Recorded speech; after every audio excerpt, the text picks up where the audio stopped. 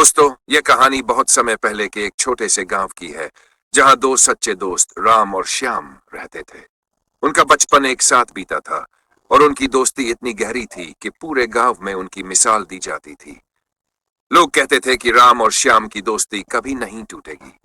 दोनों हर काम साथ करते थे, चाहे वह खेतों में मेहनत हो, गांव के मेले में घूमना हो या तालाब किनारे बैठकर जीवन की बातें करना। उनकी दोस्ती उनके जीवन का सबसे बड़ा सहारा थी। अगर एक को कोई तकलीफ होती तो दूसरा बिना कुछ कहे उसकी मदद के लिए तुरंत हाजिर हो जाता। गांव के लोग अक्सर कहते थे, राम और श्याम की दोस्ती में कभी दरार नहीं आ सकती। ये दोनों एक दूसरे के बिना अधूरे हैं। समय बीतता गया और एक दिन उनके बीच एक छोटी सी गलतफहमी हो गई। राम को गांव के मुखिया ने अपनी जमीन पर काम करने का बड़ा अवसर दिया, जो पहले श्याम को मिला हुआ था। श्याम को यह लगा कि राम ने मुखिया से उसकी बुराई की होगी, इसलिए उसकी जगह राम को यह मौका दिया गया।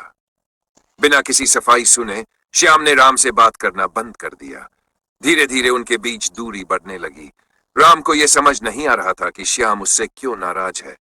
उसने कई बार श्याम से बात करने की कोशिश की, पर श्याम ने उसे हर बार टाल दिया। अंत में राम ने भी हार मान ली।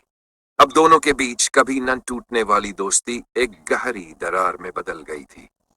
जहां राम अब पूरी लगन से जमीन के काम में जुट गया, वहीं श्याम ने नाराजगी और अकेलेपन में खुद को गांव के कामों से दूर कर लिया। वह ज्यादातर वक्त अकेले बिताने लगा और उसके दिल में राम के प्रति गुस्सा और बढ़ता गया। इस बीच गांव में सूखा पड़ गया और फसलें खराब हो गई। राम के खेतों को भी भारी नुकसान हुआ। राम ने सोचा कि अगर श्याम उसके साथ होता तो दोनों मिलकर इस कठिन समय का सामना कर सकते थे। दूसरी ओर श्याम भी अपने अकेलेपन और गलतफहमी से थक चुका था। उसे अब समझ में आ रहा था कि उसकी नाराजगी का कोई ठोस कारण नहीं था और शायद उसने अपने सबसे अच्छे दोस्त को गलत समझ लिया था। इसी बीच गांव में एक संत का आगमन हुआ। संत ने गांव के लोगों को एकता और दोस्ती का महत्व समझाया। उन्होंने कहा, दोस्ती एक ऐसा अनमोल रत्न है जिसे खो देने के बाद हमें उसकी असली कीमत का एहसास होता है। छोटी छोटी गलतफहमियों को बड़ा न बनने दें। बातचीत से हर समस्या का हल निकाला जा सकता है। अगर आप सच्चे दोस्त हैं तो एक दूसरे को समझें और माफ करें। संत की बातें सुनकर श्याम का दिल पिघल गया। उसे अपनी गलती का पूरा एहसास हुआ और उसने फैसला किया कि वह राम से माफी मांगेगा और फिर से अपनी दोस्ती को पहले जैसा बनाएगा। उसने तुरंत राम के घर जाने का निर्णय लिया। दूसरी ओर राम भी संत की बातों से प्रभावित होकर श्याम से बात करने की सोच रहा था। उसने महसूस किया कि उसे भी श्याम से बात करनी चाहिए और इस गलतफहमी को खत्म करना चाहिए। तभी दरवाजे पर दस्तक हुई। राम ने दरवाजा खोला तो देखा कि श्याम सामने खड़ा है। उसकी आंखों में पश्चाताप और दोस्ती की वही पुरानी चमक थी। राम, मुझे माफ कर दो। मैंने तुम्हारे साथ नाइंसाफी की, बिना वजह तुम्हें गलत समझा, श्याम ने भावुक होकर कहा। राम ने बिना एक पल गवाए उसे गले लगा लिया और कहा, मुझे भी माफ करना श्याम। मैंने तुम्हारी नाराजगी को समझने की कोशिश नहीं की। हमें पहले ही बात कर लेनी चाहिए थी।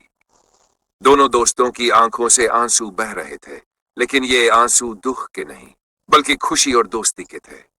दोनों ने यह फैसला किया कि अब वे कभी भी अपनी दोस्ती में गलतफहमी को जगह नहीं देंगे। इस घटना से गांव के लोगों ने सीखा कि छोटी छोटी गलतफहमियां अगर समय रहते सुलझा ली जाएं तो रिश्ते और भी मजबूत हो जाते हैं। राम और श्याम की दोस्ती अब पहले से भी अधिक गहरी हो गई थी और उनकी कहानी गांव में हमेशा एक मिसाल बन गई। संत ने गांव वालों को यह संदेश दिया कि सच्ची दोस्ती का मतलब यह है कि जब भी कोई मुश्किल समय आए या गलतफहमी हो तो उसे बातचीत से हल कर लिया जाए। सच्चे दोस्त वही होते हैं जो एक दूसरे को समझते हैं और हर परिस्थिति में एक दूसरे का साथ देते हैं। गांव के लोग राम और श्याम की इस कहानी को याद करते हुए कहते, अगर सच्ची दोस्ती को देखना हो तो राम और श्याम को देखो। इनकी कहानी ने हमें सिखाया है कि जीवन में दोस्ती से बड़ा कोई सहारा नहीं है। इस कहानी का संदेश यह है कि गलतफहमियां कभी भी रिश्तों का अंत नहीं होनी चाहिए। एक छोटी सी बातचीत और माफी से बड़े मसले हल हो सकते हैं। दोस्ती का असली मतलब यही है, एक दूसरे को समझना, माफ करना और हर हाल में साथ देना।